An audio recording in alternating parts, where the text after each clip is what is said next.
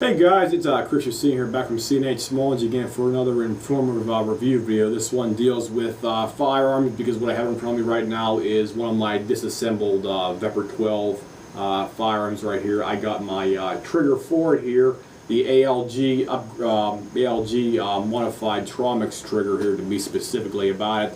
It's the modified ALG trigger specifically for your Vepr 12. It has been modified so it'll work in your Vepr 12. So what you want to do to basically put in your gun is obviously remove the old either the OEM trigger, your Molod trigger, or if you modded it before like a Tapco or something, take your original trigger out of there as well too, and put it aside and keep all your pieces together for where they're supposed to be at for that. So without further ado, I'll basically give you a review of what I think of this trigger and some of the mods that have to be done for it to actually fit in the Vepr 12 right there for that. Your actual trigger hammer, or I should say your trigger sear area, and the actual trigger assembly right here has to be modded. On the top right here where your sear area is at, they had to basically grind this area back right here to fit for your Vepr 12, and these triggers include the 2 roll pins for your AK platform. You do not need these for that, so just disregard those 2 roll pins. I basically put this trigger in my Vepr 12 and it works perfectly fine without the 2 roll pins right there for that. So that's your one portion of the trigger right here. It does include the unique bow shaped area right there where you push your finger right here for that, the actual trigger portion, and that's basically a lot more comfortable shooting than your typical real big curved typical AK trigger right there for that. And your disconnector, there's your disconnector. Your disconnector is modified in one major area.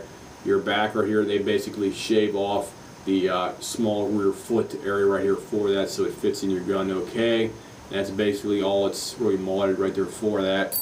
So I'll set that aside. And the last portion of the trigger that's modded here for your Vepr 12 application is 2 areas on your hammer. The first one is the area where they actually grind 2 flat areas right here where your area where your axis pins fit in straight through the trigger. They grind that down so it's 2 flat areas right here, 1, 2, and that's modded right there for that. Plus the side on the right hand side, they basically take it down probably about maybe about like 1/32 of an inch on the right hand side, so the actual hammer will clear and go into your bolt hold opener mechanism without any problem right there for that. So without further ado, I'll give you the installation right here for that. And there's one other thing I want to mention. Whenever you're doing a trigger job on any of your AKs or your Vepr 12s out here for that, you take your retaining plate out here, basically polish up, especially in your Vepr 12 right here. See how I got this thing polished up, almost mirrored right here.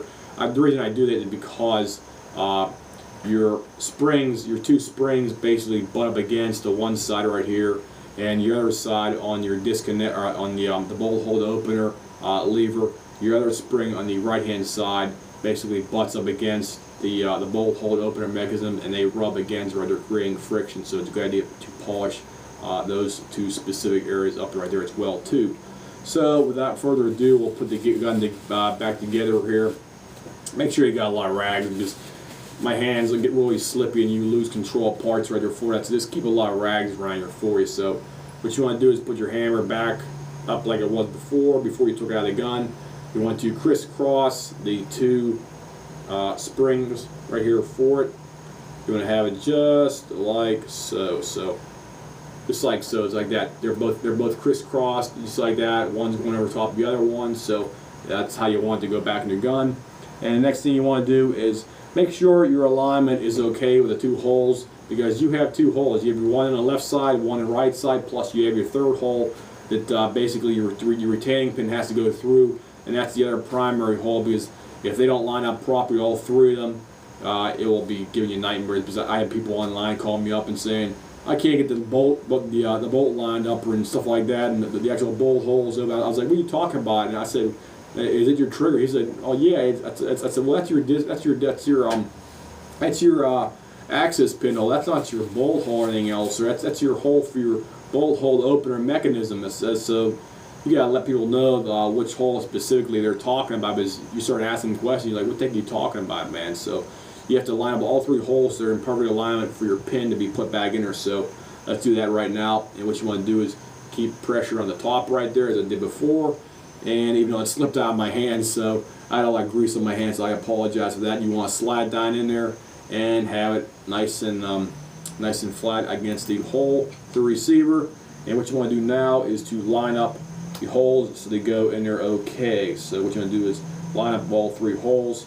You might have to wiggle the bolt hole opener mechanism around just a teeny bit for it to line up. So bear with me here while I do that. This thing is always giving me problems lining up properly, so I'll just wiggle it around here. There we go. Okay, it's lined up now. Just remember, your retaining pin will be under pressure. You're going to have to flex it in and out right there for that, because you're pushing against your 2 springs right there for that on the left and the right side, because they're basically coiled and they basically want to pop out right there for that. So be aware of that fact right there for that. Next thing you want to do is keep those springs nice and tight right there. You can wrap a gum band, a rubber band around the top right there, but personally I don't really do that. Next thing you want to do is take your trigger right here. You want to drop it down into the gun as you normally do. And this is where some people differ between me and the other people out here. I do not put any grease on the actual hole right here to align it for the actual spring. All I do is basically one thing. I basically lift the entire trigger up here about an inch or 2 right there, and basically pop it right down in there without any problems, so it's aligned properly, so you don't have to worry about putting a little bit of grease on there for that. So you just drop it down, put it back in the gun, and get your retaining pin right here, your access retaining pin, as you see right here. Make sure everything's lined up with a hole in the back, the secondary hole for your pin. And take your pin, put it on the right or put it on the left side, and push it towards the right side. And push down. You have to push down on the disconnector, because the disconnector is under tension with a spring. It doesn't have a sleeve like the typical Tapco G2 ones do out there for that, so you have to push down so the retaining pin goes through the entire rear portion of your trigger group right there for that. So push down so it goes through there. Just bear with me here. This thing's just a teeny bit. I can push it back there. There we go. Let me get it out of there now. It's going to give me a little bit of problems on my flashlight there, and look straight down. There we go. Okay, let me pull that back out of there. Get in there. Let me see. It's not aligned properly. Hold on here, guys. Okay. Okay, align up.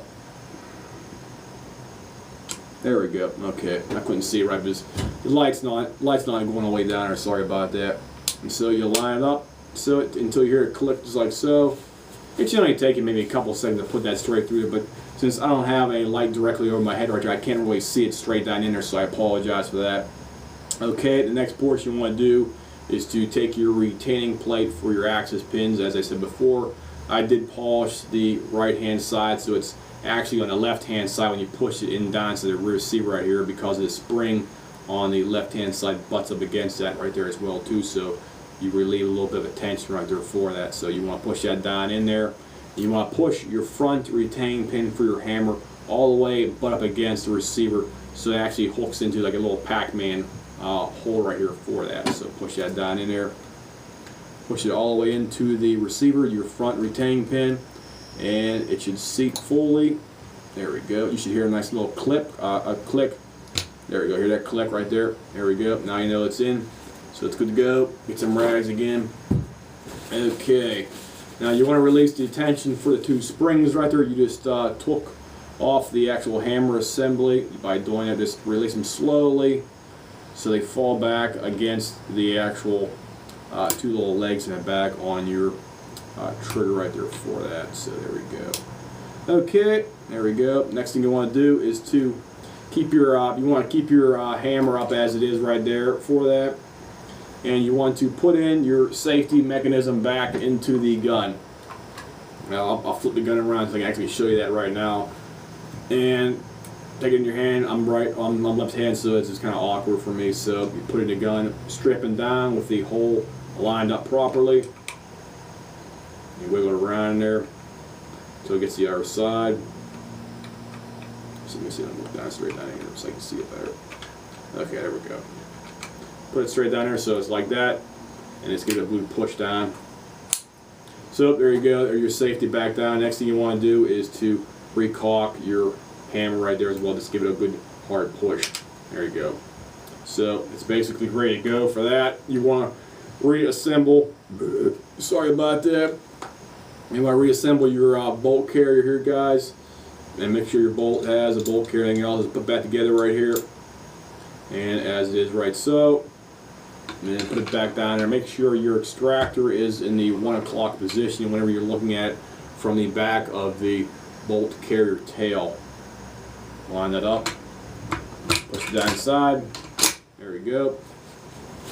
And put your spring assembly back into the gun as well too, against the rear portion of the receiver back there as well. There we go. It'll be under tension, so just be aware of that fact. You don't want to flying up and hitting you in the eye or something like that out there for that. Make sure all pieces are clean. And there we go. And cycle the gun a couple times. Make sure it's okay. And here we go. Last but not least, test the trigger's function right here by pulling on it as you normally should do. And you'll basically feel a lot difference from the typical Tapco or the original Molot trigger right here as well too. So here we go. That's all it is. About 3.5 pounds. You got hardly any travel and hardly any creep at all. The other thing I should mention, as with any modded trigger out there, you do want to, it's highly recommended to polish the sear and the shelf on the actual hammer itself prior to that. So polish the sear area on the trigger, plus also polish the hammer flat surface where your sear engages on the shelf right there for that as well too. So there you go, guys. Goes good for me. So if anybody has any comments, questions, whatnot about modding your trigger and modding your Vepr 12 right here with the ALG upgraded trigger for the Vepr 12, the actual Tromix. This is a Tromix edition version, and that's basically everything I can say about it right there. Almost forgot to mention the hammer for this Vepr 12 right here. I did have to send it out to a buddy of mine on YouTube. His name's Vepr 12 All Day. That's his channel handle right there. So I'm giving him props for him. Basically, what he did was he took my hammer and basically reprofile it down to where the OEM spec one has it. Because if you actually look at the OEM hammer versus the Tapco or the ALG hammer profile on there, you'll notice that the Molot one has a very low profile, and because of that, it has a real low friction rating for that, as opposed to the aftermarket one. So it's always good to flatten out your hammer profile on it so the gun will be able to cycle the cheap El Cheapo crap ammunition out there for that. So I'm definitely giving props for that because he did a good job on it. I can't complain. It cycles great for me over here. So if anybody wants to contact him, he's Vepr 12 All Day, and that's his YouTube channel as well too. So I definitely give him 2 thumbs up for doing that for me. So if anybody has any questions, comments, whatnot, as usual, just feel free to leave me a message here, and I'll try to get back to you as quick as humanly possible about anything you have, any information or ins and outs about doing that trigger job right there for that, guys. So I'll see you guys. Have a nice day.